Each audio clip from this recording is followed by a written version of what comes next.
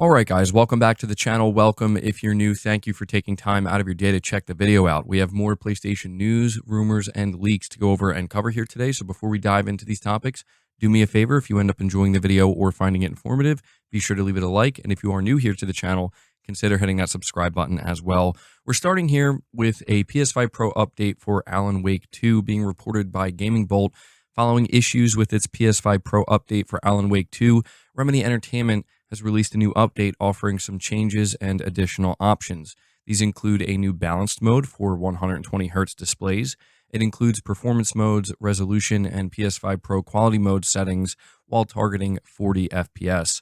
The update also slightly adjusts performance mode settings to provide a more consistent frame rate and the ray tracing settings in quality and balanced modes to ensure less noise. Perhaps most notable is the option to turn off PlayStation Spectral Super Resolution.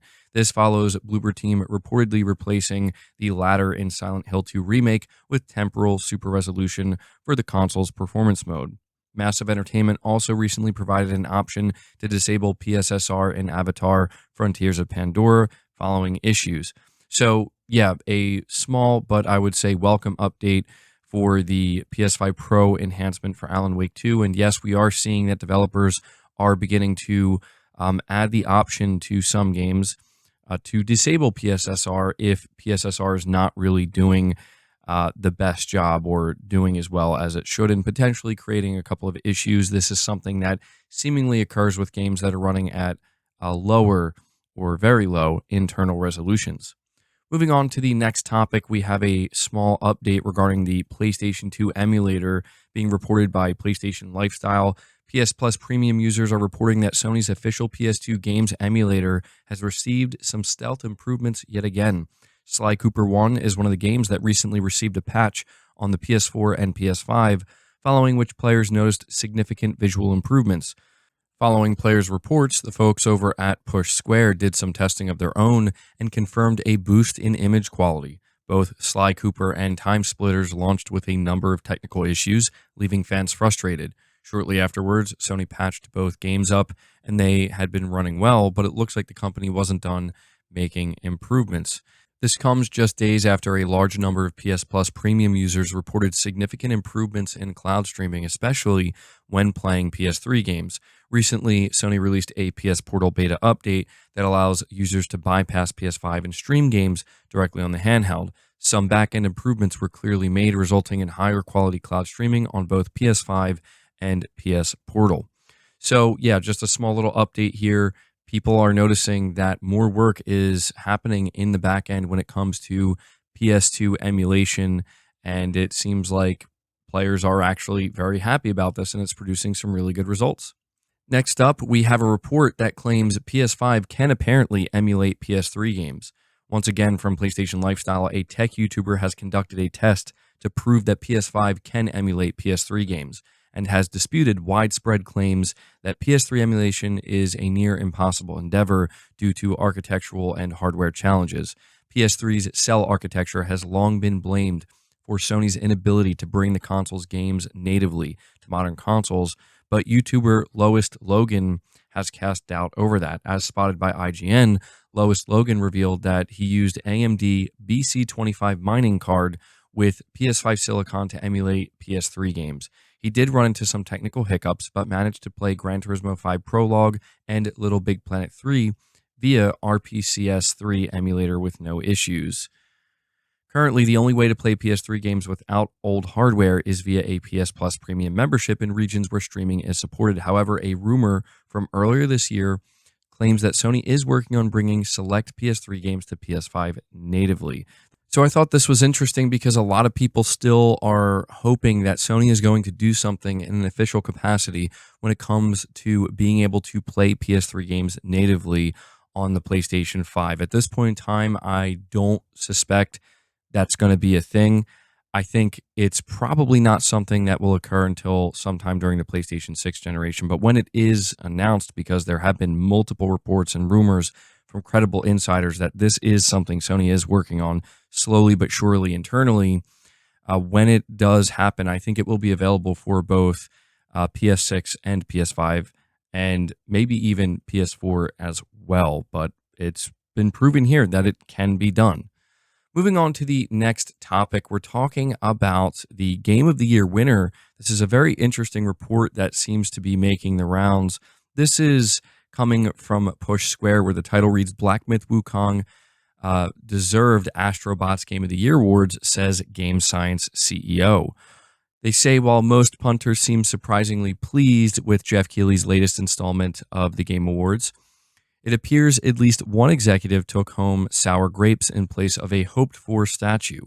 Game Science CEO and Black Myth Wukong producer Feng Ji went on an impressive extended scree on the Chinese social media platform Weibo, declaring, "I came to the Game Awards for nothing," as well as taking umbrage with the allegedly wishy-washy criteria for how Game of the Year is selected.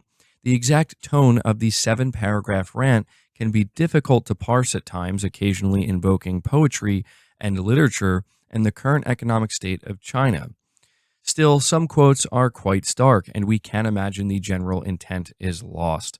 It's worth remembering that Wukong was nominated for 5 awards and ultimately won Player's Choice and Best Action Game, which is more recognition than most games ever receive. G expressed confusion at the Game Awards selection process for the Game of the Year category and regrets not having a chance to speak on stage, claiming to have written his victory speech 2 years ago. Invoking the power of the Player's Choice Awards, G said, quote, "I have also seen strong dissatisfaction, unwillingness, and unhappiness in the comments of many players, most of them expressed in a humorous and deconstructive way, which is hilarious," end quote. G says that Wukong's undeniable commercial success was all part of the plan, the inevitable result of the studio's culture. Quote, "Some people say that a team that has achieved such results with its first standalone game is a small probability, an accident, and it is difficult to copy in the future. I want to say that this is not an accident. It is the inevitable result of a collision between Chinese culture, Chinese talents, China's business environment, China's game industry, and the vast number of players worldwide. It's not a bet, it's a ride," end quote. Finally, the article concludes by saying former IGN and Sony Santa Monica writer Alana Pierce alleges that at least one Game Science developer could be seen weeping from her seat in the front row of the Game Awards audience. This act is fine in and of itself. We're allowed as many crying breaks as we like. And Jeff Keighley was clearly overcome with masculine emotion on the main stage while introducing an Okami sequel trailer. Still, it suggests that perhaps the developers had their expectations a little too high, and it detracts from the spirit of good sportsmanship and camaraderie these events are supposed to, bring out. And so, yeah, this is something that I don't know if you guys have noticed, but it's definitely making the rounds right now, where it is abundantly clear that the CEO of Game Science was very upset that Black Myth Wukong did not win Game of the Year. And I have to admit that based off of what I'm seeing, it does seem like they're being poor sports about it. I don't think it's a good look. I understand the emotion behind it, of course, being extremely passionate about your game and, wanting to take it all the way and get to the top. I completely understand. However, I do think that the idea of criticizing the Game Awards while simultaneously saying you had your speech ready to go 2 years ago really kind of evokes a great sense of arrogance that I don't think, again, makes for a good look. So when you look at it, at the end of the day, Black Myth Wukong did win, right? It got over 20 million in sales. It's one of the biggest games of the year. The studio has garnered a tremendous amount of respect and a whole new fan base. It won the Player's Choice Award. It won Best Action Game.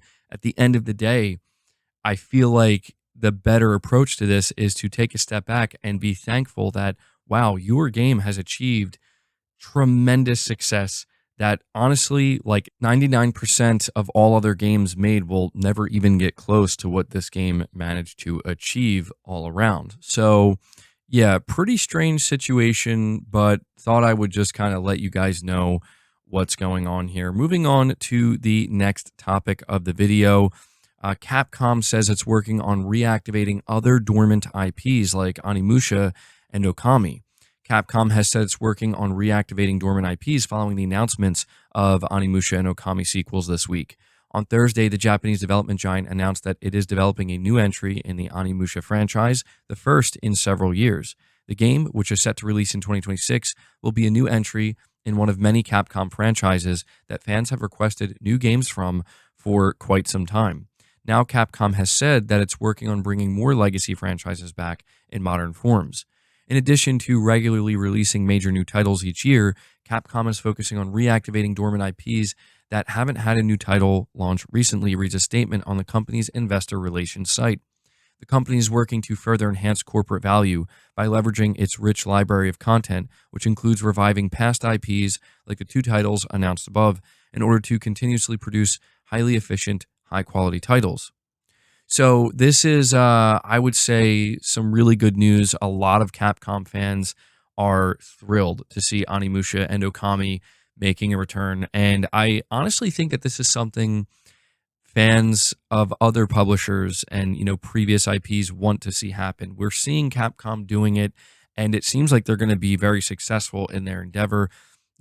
Speaking to PlayStation, I feel like this is where maybe PlayStation should take a page out of Capcom's book and think, we have a lot of dormant IP, a lot of IP that we haven't touched in many, many years. Maybe we should think about reviving some of it. So, if Capcom can continue to do this and be very successful in doing so, it might inspire other publishers to consider doing it as well. But either way, we'll have to see what other dormant IPs. Obviously, Dino Crisis comes to mind. We'll see what they end up doing. But guys, that's going to do it for the video. I hope you enjoyed it. I hope you found it informative. If you did, be sure to leave it a like, subscribe if you're new, hit the bell notification icon, and feel free to share the video out on top of all that. But until next time, guys, take care.